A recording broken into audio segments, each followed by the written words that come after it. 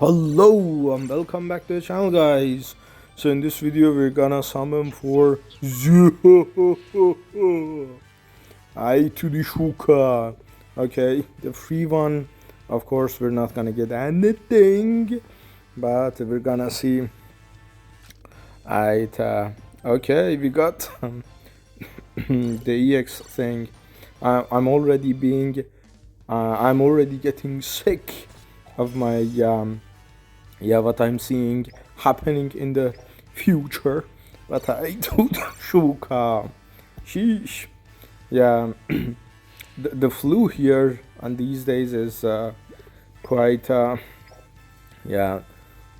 I call it political COVID, but let's see. Right. Okay. This is the free banner. Right? Sheesh, I'm dying out here. Yeah, I would like to get more shards for my Akainu, but to be honest, all of those 3 EXs are quite strong. And of course, Shaftu the Shuka. I have a feeling we're gonna be here for a while. So, okay, I'm alone in this shitite. I rather have black flag, no chest, but still someone with me. Bruh. Okay. Because I know, like, if everything is maxed, like gold flag, gold chest, gold whatever, and if you're alone, you get nothing. But when I've had black flags in the past, or even empty chest, I get something. Like, see, like when you're alone, it's like, yeah. Let's, brother. This is literally the fucking fifth time that I'm alone. See, I'm gonna get literally nothing because I'm alone and sick apparently. But yeah, sheesh, bruh. I've been sick like about like 3 weeks now, and okay, right. I wonder how much is he gonna cost me, because I'm sensing I need to actually go to the guarantee shit, bro. What the fuck is this, bro? Right. I'm still like wondering why Bandai is not guaranteeing at least one 4-star every single 10 pulls, because this is ridiculous.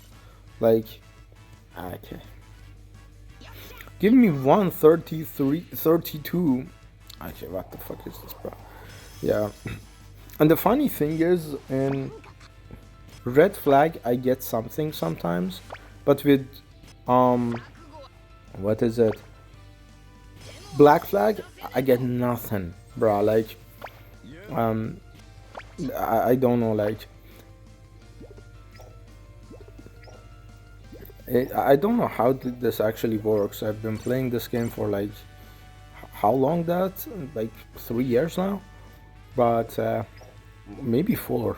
But yeah, life goes fast, and I'm gonna yap kind of philosophically about life and stuff, because apparently we're gonna just keep spamming here. And yeah, I guess these days, like, in my personal life and professional life, and yeah, the connections that I've had, and the weirdness of my life, I'm thinking like about so many things that I know, like a friend of mine who was literally a nobody 2 years ago, and now he's literally a millionaire, and not because of the money aspect of it, because how it's okay. We got the old Shiryu, bruh. The irony doesn't go deeper than that, but yeah. um but how it changes people. Like, imagine this guy would call me and ask for food money from me, and it just like I know a couple of peoples in my life as well that it's just very different like kind of person because I have a friend who is very successful um, mentality coach these days, and so it's basically his father committed self deletion, if you understand. Um, and he was alcoholic in his 20s, is 30 something now. And yeah, I'm literally not gonna even watch the things I'm just pulling. I'm just like spamming till we get to the guarantee because apparently this is how it's gonna work. But yeah, and he literally was a very kind of he he used all kind of drugs when he was like in his 20s.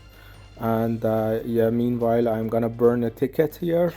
And uh, it just yeah, it's just baffling to me that what I don't understand is like without like a thing ahead of myself, that 10 years ago he was an addict, alcohol, kind of like everything. Like you don't get lower than that in life. And he attempted self deletion a couple of times as well. But now you look at him 10 years later, you don't see even a speck of that person. There's even not a millimeter of that person left in him. And it's just like, on one hand, it's so fascinating how lives can drastically change, but also there's some kind of sadness in it as well. Maybe that's why I keep writing, and I literally have like 5 or 6 YouTube channels that I keep documenting different aspects of my life. This one is, of course, for the community and the gaming. Sheesh, bro. The other one is I'm basically documenting my thoughts and what I think about life. The other one is for manga reading and the story side of things. I'm not kind of active on that one these days. There is one that I share my enthusiasm for languages and um, yeah, my thoughts on stuff related to music, languages, and that aspect of me. There is one that I share my writing, or literally narrate my own stories and writings. That one I need to get back to as soon as possible as well. So I'm literally like in personal life, I keep writing like about every single day, if not every single day. Every other day, I write like about for 2 to sometimes 5 hours a day. And this has been going on for 18 years now. But uh, this is like how I see the world and how I experience the world. And it has its benefits as well as its kind of disadvantages. But bruh, we still didn't get the. Okay. I need to focus on yeah, just spamming, bruh. To be sick and spam and talk about life. 2 years ago, I didn't see myself doing this. Playing a game, talking about life, and coughing my actual philosophy out. But here we are, I guess. And yeah, what actually kind of surprises me is that um yeah, like maybe at least how I experience life. Life goes very, very slowly for me because I condense a lot of things to a single day. Like it's about 12 p.m. now, and I've already had three client calls. Um, I'm literally playing the game and making a video on it, and yeah, and basically, um,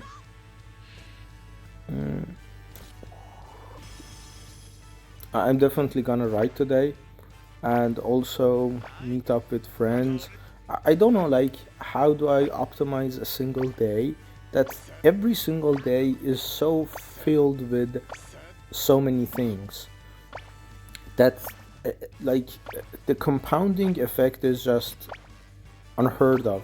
I've literally scattered around like here and there. I've already written millions of words in actual writing, and I've had like 5,000 videos across all of my channels.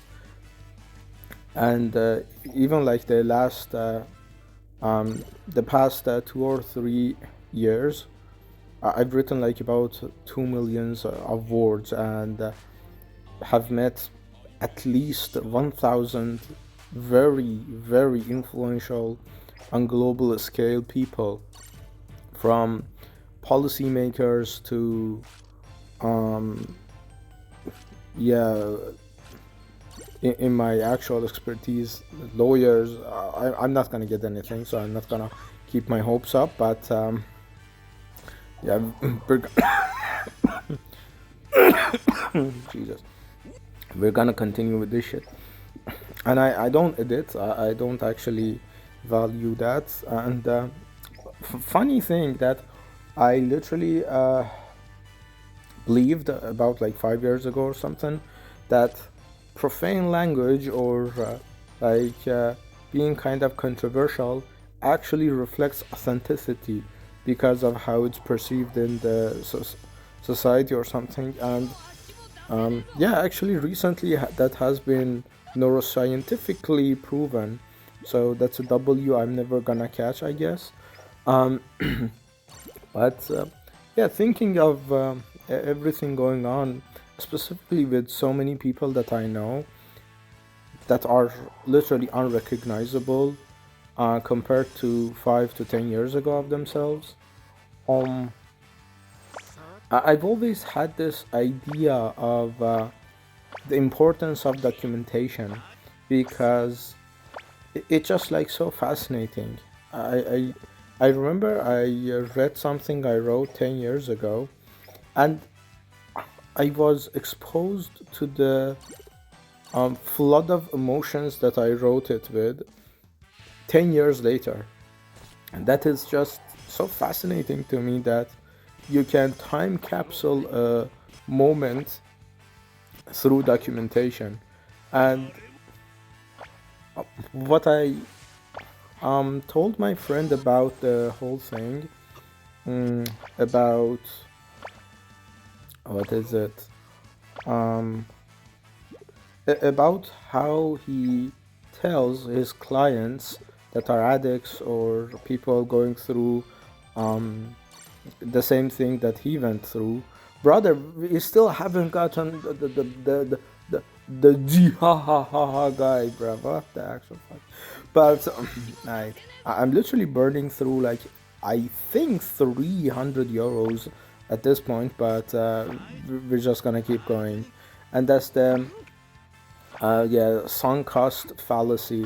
My phone literally is dying, but we're just gonna get the D ha ha ha ha. But yeah.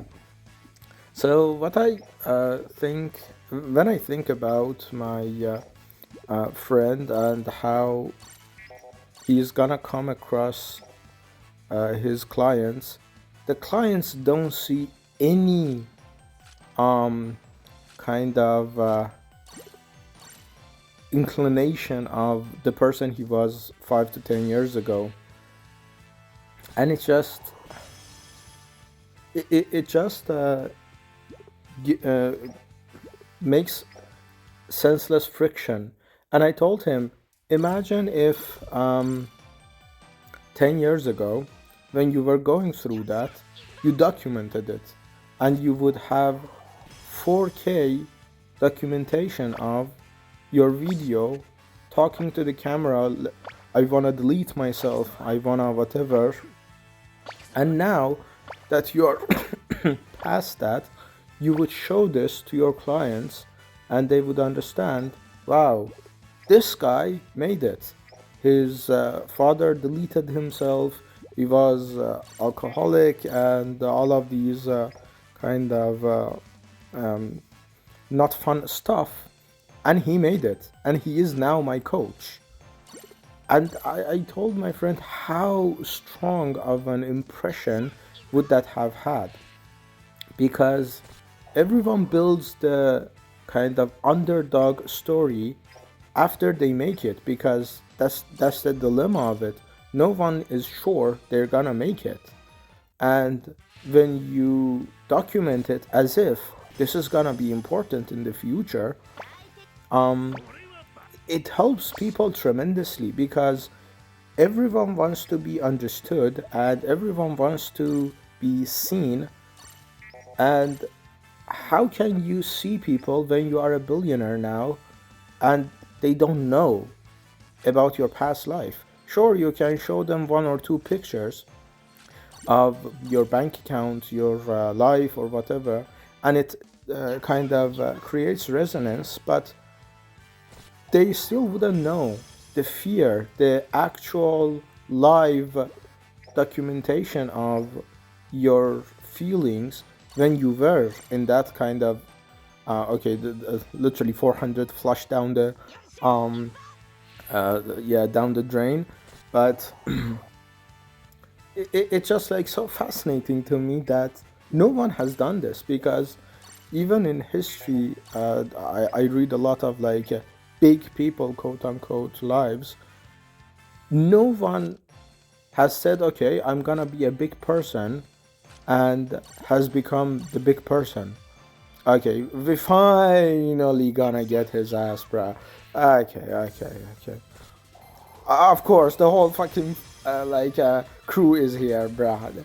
This is ridiculous. This motherfucking like combination of pixels cost me 450 fucking euros, bro. What the fuck, bro? Jesus, bro. I to the shuka. Sheesh, I'm dying. But yeah.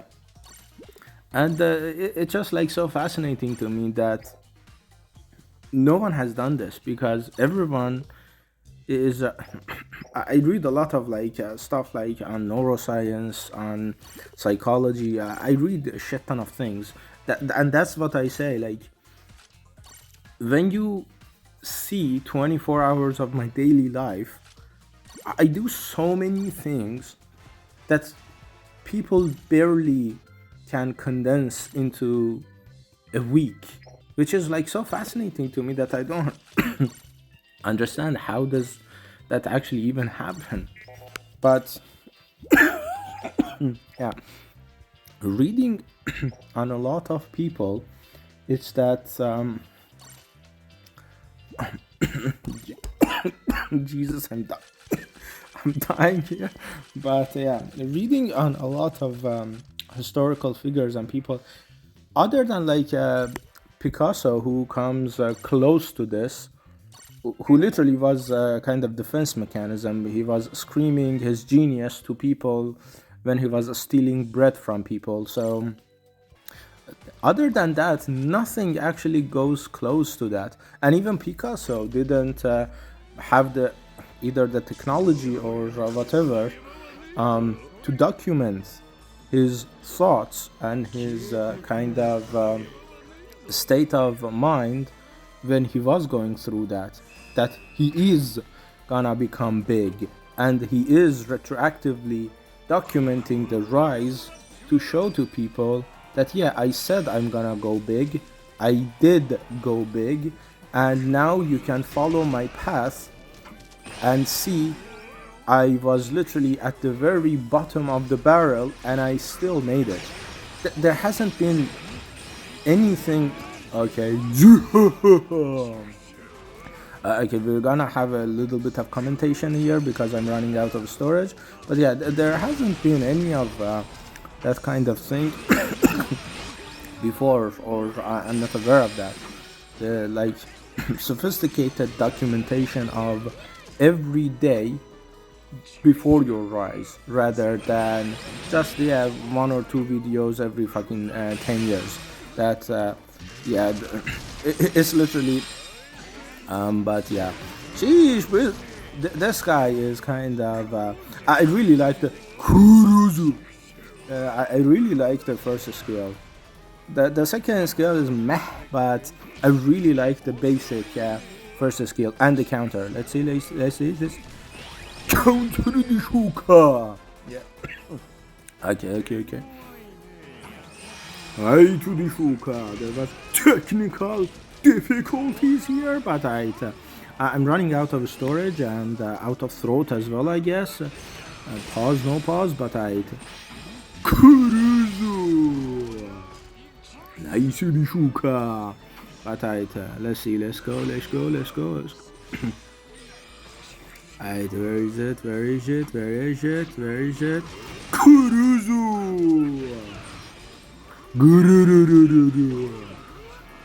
Okay, that's. I'm gonna do the white beer laugh for the second skill.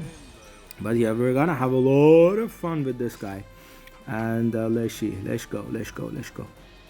I'm running out of storage, so we're gonna see what's gonna happen. But yeah, Bunny B. Aight. Where is it? The Kumar. Kuruzu. Aight, we killed the Kumar. Bruh, we actually gonna lose this. Just watch. Bruh, what the actual fuck. But I think I'm gonna run out of storage soon. But yeah, we're definitely gonna kill people. But who killed me, bruh? Okay, law, of course.